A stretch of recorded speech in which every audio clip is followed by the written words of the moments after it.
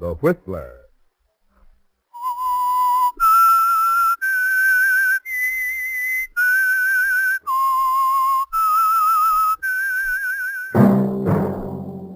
Sit back and enjoy another strange story by The Whistler.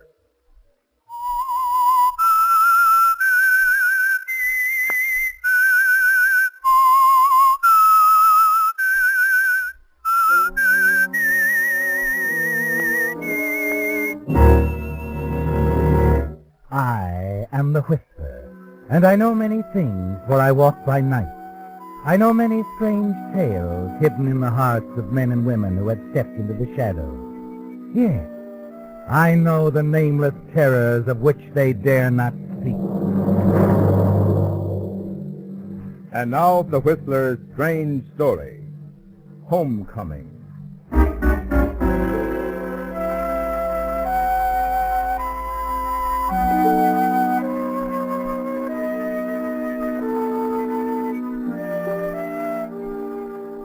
A lone car speeds up a dark country road, barely ahead of the gathering storm. At the crest of the hill, the driver swings wildly in to stop before a rambling farmhouse. Quickly he's out, stumbling up the steps and across the creaking porch. Once inside, John Aaron scurries breathlessly to each door and window, slamming and locking them. But it's not the storm that holds terror for you, is it, John? No. You're sure that a far greater danger lies in the few brief hours ahead.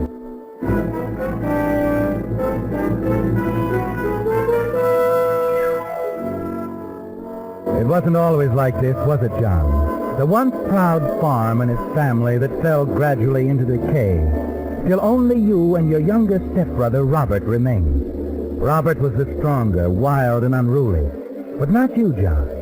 No, you've always been known as a stern, righteous man. But now only one thing is important, isn't it? You're certain that Robert is coming home. Now as you sit back to wait, your mind goes back to the day when it all began. You'd watched as the sheriff and his deputies came. John! John, are you home? He's not the one we want, Sheriff. Well, good morning, Sheriff. Morning, John. What's the meaning of this? Well, I guess you wouldn't exactly call this a social visit. Well, I gathered as much. What do you want? No need for talk. Come on, we'll start with the house. Okay, Nobody sets foot in my house without the right. No, wait. Now, hold on, boys. Hold on. Now, there's no need of that. Then let him tell us where Robert is. I don't account for my stepbrother. He's not here. John, I don't want you to get the wrong idea. I've known you and Robert since you were knee-high to grasshoppers. Just what are you trying to say, Sheriff? Well, folks are getting mighty upset about Jed Peters. He hasn't been seen since he came here to your place 3 days ago. He had plenty of money with him, too. Jed was going to buy this farm. He never did trust banks. I wasn't planning to sell. It was Robert's idea. Well, Jed's horse showed up at home without him. That's all we know. Well, I know nothing of Jed Peters. Now, why did you come here, Sheriff? Well, I just thought you might help, John. You don't mind if we sort of look around? For Jed Peters? On my farm? No. There's no offense to you. It's a job to be done. Of course, we've got a warrant. Oh, I see. You didn't need one. I'm not one to stand in the way of the law. Oh, no, of course you are, John. After all, you're the last one we'd suspect of anything.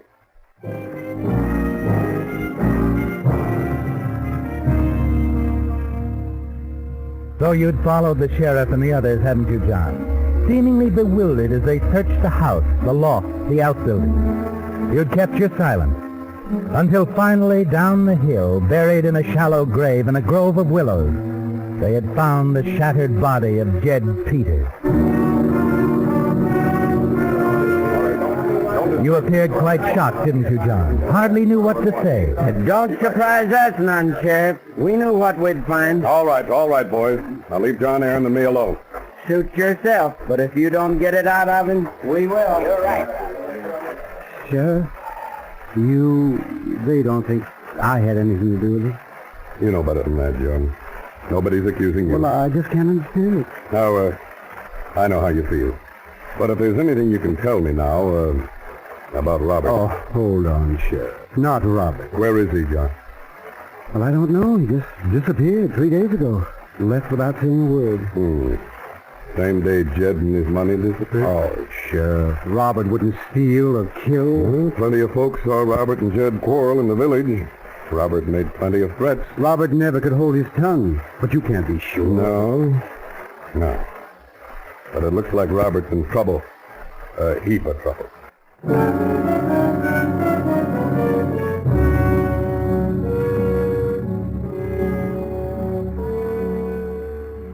Yes, John, you carried it off very well, didn't you? For only you know the real truth, that you killed Jed Peters, killed him in desperation for his money, still hidden safely inside the house, where you haven't dared touch it since. It was so fortunate, Robert's going away when he did. It seemed an admission of his guilt. And after they found him in the city, you had plenty of time to lay your plans. You made a point to be at the sheriff's office when he brought Robert back. All right, in here, Robert. John. Hello, Robert. Is that all you've got to say? Supposing we set this thing straight. What can I say now? Just tell them their mistake. That's all you have to do. Robert denies everything, John. Kind of suspected he would. Well, why shouldn't I deny it? I don't know what anybody's talking about. Then tell us, Robert, why you went away so quickly without letting anybody know. John can tell you. He knew I was going. I went off to get a decent job. Right at the time Jed was killed, after you threatened him. I threatened Jed? Sure I did. The old miser had John and me where he wanted us. He knew we needed the money. Yes, but we didn't need it that bad, Robert. Oh, stop it, John. You knew I was going. You were licked even if you wouldn't admit it. I was sick and tired of living with nothing but failure and decay.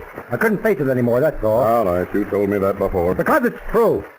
Why don't you tell him, John? Why don't you tell him the truth? I can't defend murder, Robert. Even though we grew up together. Why, you tell him the truth before I beat it out of you! Tell him now! Get back there, Robert. Get back there. You won't get a chance to do that again. John, you all right, John? Well, what happens to me doesn't matter. Don't hold this against Robert, Sheriff. He already has enough to answer for.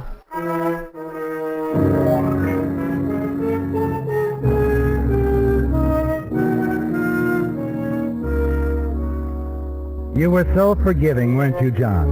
Through the days that followed, you'd walk with head bowed, bearing alone the humiliation. And all through the trial, you felt the sympathetic eyes of everyone on you. Robert sat tight-lipped, not once taking his cold eyes off you as the evidence piled up against him. Then, when you were called to the stand... Mr. Aaron, I know this is difficult for you, but try and remember when you first realized that Robert was gone. Well, I've sworn to tell the truth. There's nothing else I can do now. You mean there's something more? Yes, much more. I'm ready now to tell everything. Please go on. Well, I'd been away all that day. When I drove in the gate that evening, I heard a shot. From where? From back of the house. I ran around the house fast as I could and saw Robert standing there with a shotgun in his hand. Jed Peters was on the ground, dead. Mr. Aaron, in spite of the fact that you know you'll be held to account for protecting a murderer, you still swear that this is true? I do. I felt I had to protect him and the family name. What did you do then? I helped him bury Jed. And then I begged Robert to go away as far as he could.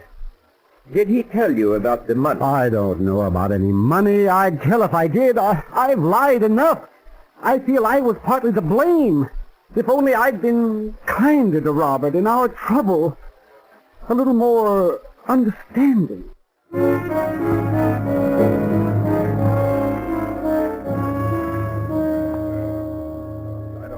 Robert Aaron, did you or did you not shoot and kill Jed Peters? I did not. But you've heard what my righteous stepbrother said. You believe him. But there's nothing more for me to say. I'm asking you now. You realize this is your last chance? I've got nothing more to say.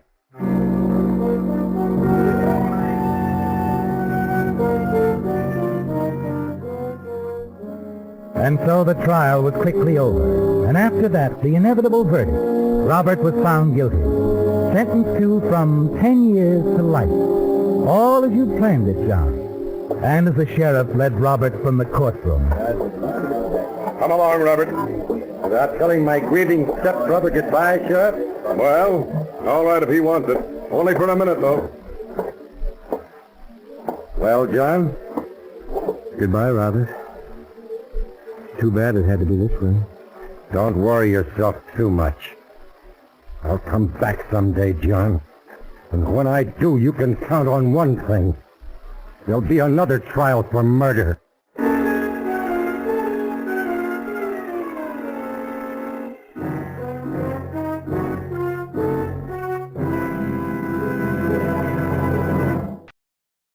now back to the Whistler.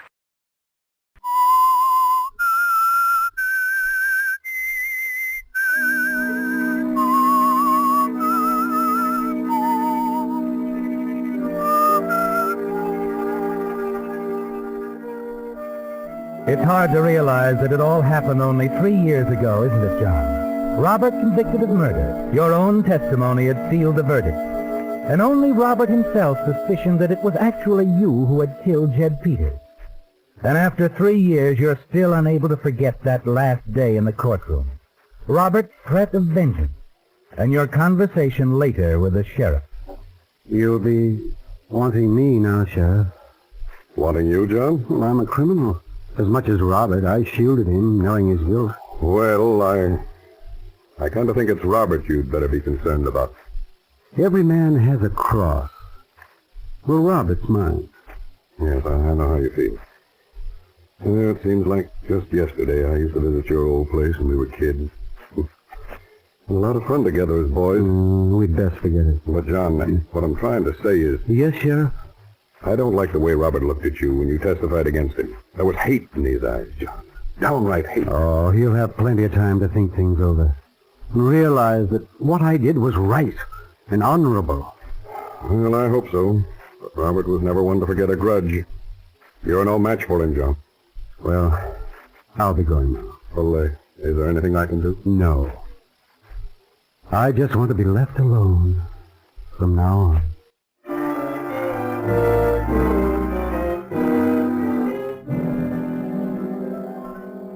There had been charges brought against you, but quickly dropped.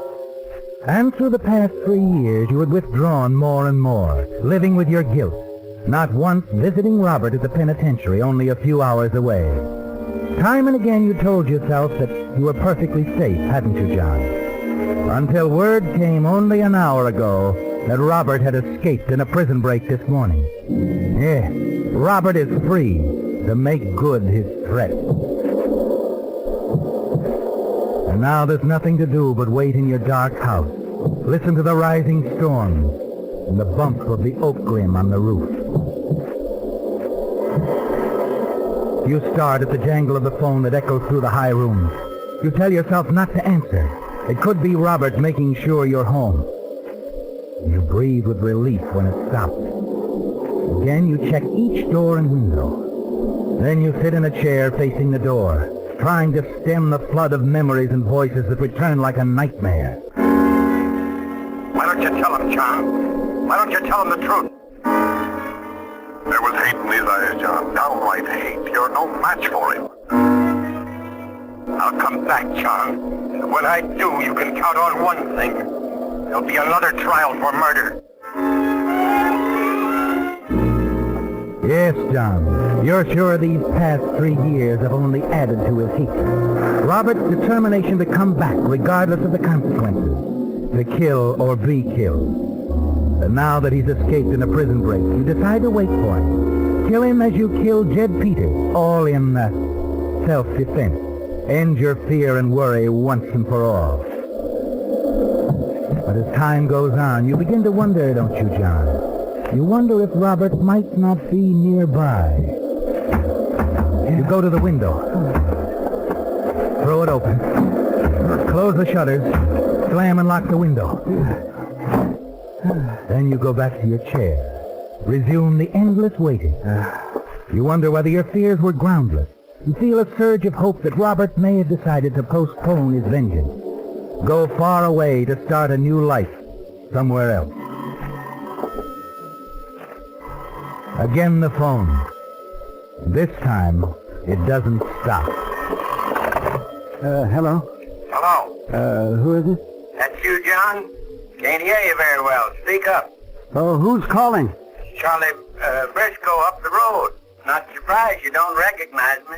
Been a long time since we've seen you. Oh, yes, Charlie, of course. How are you? Oh, Tolliver. Quite a storm we're having, isn't it? Well, they come and go. What do you want? Oh, nothing special. Just a neighborly call. Sort of wondered how you were making out. I'm making out, Charlie. I was just saying to Sarah last week, we ought to have you over. Not good for a man to be alone all the time like you are. I guess you are alone. Well, of course I'm alone. Any reason for you to think different? Well, no, not exactly. Of course, I guess you heard about the prison break, Robert's escape. Oh, everybody's heard. There's nothing I can do about it. Oh, nobody's blaming you. Guess the last place an escaped convict would go to is in his own house. Well, Robert's just a stepbrother. I'm not one to harbor a criminal. Of course you're not, John. Besides, it might be just a rumor. Robert's been heading this way, though. Who saw him? I don't know. You know how talk gets around. It could be a mistake. Is that why you called, Charlie? No, John. I never was one to pry, you know. Of course, there's money that was never found. He'll likely head for that wherever it is. Not back to your place. Goodbye, Charlie. Well, John, the rumor that Robert has been seen doesn't surprise you, does it? You're certain he's on his way to see you, to try and kill you. But you'll be more than ready for him, won't you, John? You outwitted him 3 years ago. You're sure you can do it again. Rifle in hand, you sit facing the big front door. Waiting. Waiting. The grandfather clock in the hallway strikes off another hour. And still you wait. And then...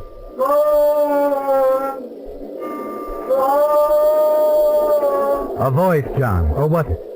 You wonder if it was just the wind. You strain to hear. There's nothing more. And then you start as you hear the shutters rattling in the wind. You remember there's a back door, too, and you decide to cover that entrance. Set a trap for Robert. You walk to the kitchen, take your other rifle from its place on the wall. Anchor it securely to a chair so that it points directly toward the back door. You tie a string to the doorknob, the other end to the rifle trigger. Loop the string over the back of the chair so that when Robert opens the back door, the rifle will be discharged. You leave the kitchen and return to the front of the house, where once again you sit, rifle in hand, watching that front door. But as the minutes drag by, a feeling of fear begins to overcome you.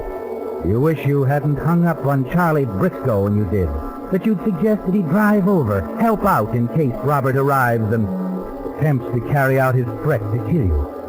You decide to phone him again. Number, please. Operator, I want you to get me Charlie Briscoe, 136, quick as you can. 136. I'll ring him.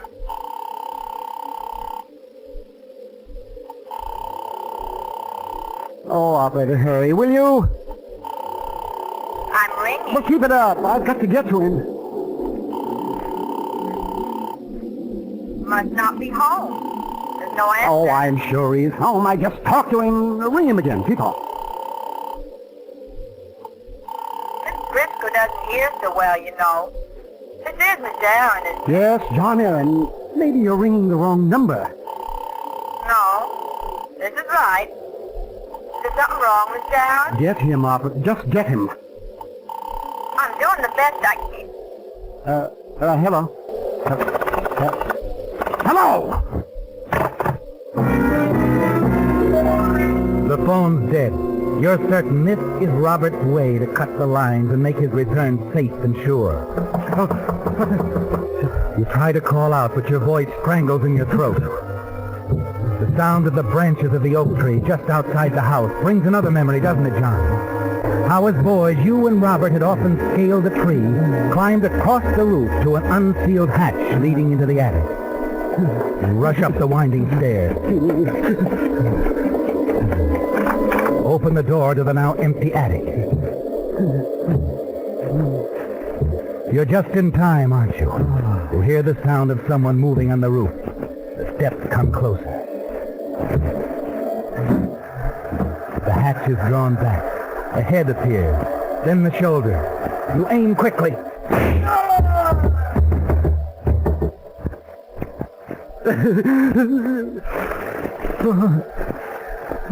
Too bad, Robert. You should have known if I killed once, I can kill again. You rush back downstairs, open the front door, and hurry to the figure huddled on the ground, determined to end the threat of Robert for all time. I'm sorry, Robert. Sorry it has to be this way. No, John. I'm not Robert. Sheriff! It's you! Yes. I didn't see any light. But I thought something was wrong. I remembered about the roof when we were kids. I didn't know, Sheriff. I swear I didn't. I thought you were Robert come back to kill me, and now I... Oh, no. All right, your aim wasn't too good. Oh. On the shoulder. And I got it. Well, here, I'll help you here. I'll get you to your car. I'll find help. No. Easy now. The phone's gone out here, but I'll get you over to Charlie Briscoe's place. All right. You'll phone Doc Wilson from there. He'll take care of you. Yes, thanks, John. I shouldn't have fired so quick, but Robert isn't one to wait. It was him or me, I Sheriff. know, John. I know. Don't worry about it. I've got a hunch they'll get Robert before he gets here.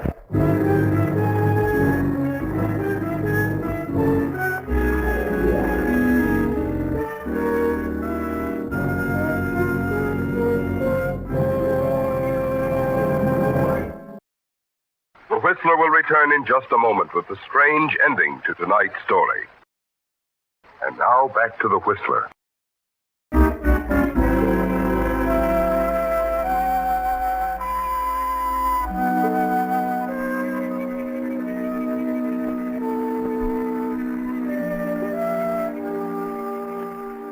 It's going all right, isn't it, John? You put the sheriff in your car, rush him to Charlie Briscoe's farm, where Briscoe tells you he's just heard on the radio that Robert, hiding in a wooded section of hills near your farm, is completely surrounded. His capture a matter of minutes. You breathe a sigh of relief. Wait only long enough to make sure the doctor is on his way to take care of the sheriff, and then quickly excuse yourself. You decide the best thing for you to do is take what's left of the money you took when you killed Jed Peters 3 years ago. Leave town. Go to some distant place where Robert can never find you. You drive home quickly, but this time you play it safe, just in case Robert wasn't captured. You park down the road, run through the darkness toward the house.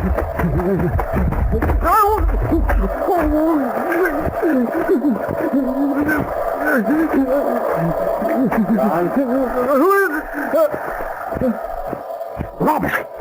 No! Yeah. But the radio... I gave him the slip, John. I had to see you. I stumbled. I twisted my ankle. Don't kill me, Robert, while I'm helpless this way. I'm not going to kill you at all, Oh, John. You swore you would. Uh-huh. I know, but I've changed my mind. I've had time to think.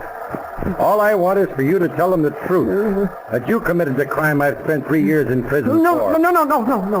No one will ever know that I killed Jed and took the money. But you listen to me, Robert. The money's hidden under the stairs, and you can have it all. Go someplace where they'll never find you. No, John. But I'll get you into the house. We'll talk a little more. Yeah, but I don't think I can walk. I think I can still carry you here. Come on. No, Robert. No, not that door! Don't worry, John. Don't worry. All I'm going to do is take... All right, boy. Come on. There you are, Robert. I'm not going anywhere. But I'm afraid my stepbrother is dead. Hold the light on him. Who fired the gun? Well, I guess I did, by accident. I opened the door, and it seems my stepbrother had the rifle set to kill me. But I was carrying him, and the shot got him instead. That's what happened, all right. You can see the string tied to the rifle. Don't touch it.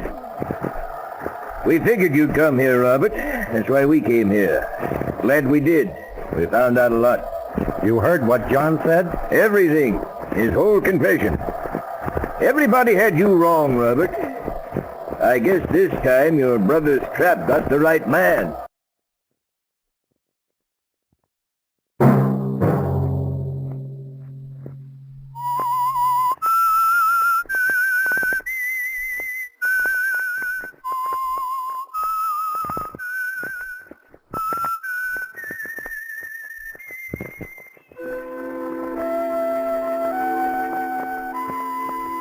Let that whistle be your signal for the Whistler each Sunday night at the same time.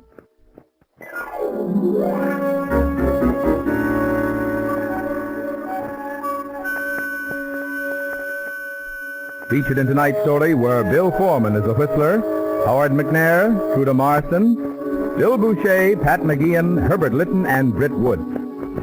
The Whistler was produced and directed by George W. Allen, with story by Gomer Cool, music by Wilbur Hatch. Remember to tune in at the same time next Sunday when this will bring you another strange story by The Whistler. Marvin Miller speaking. This is the CBS Radio Network.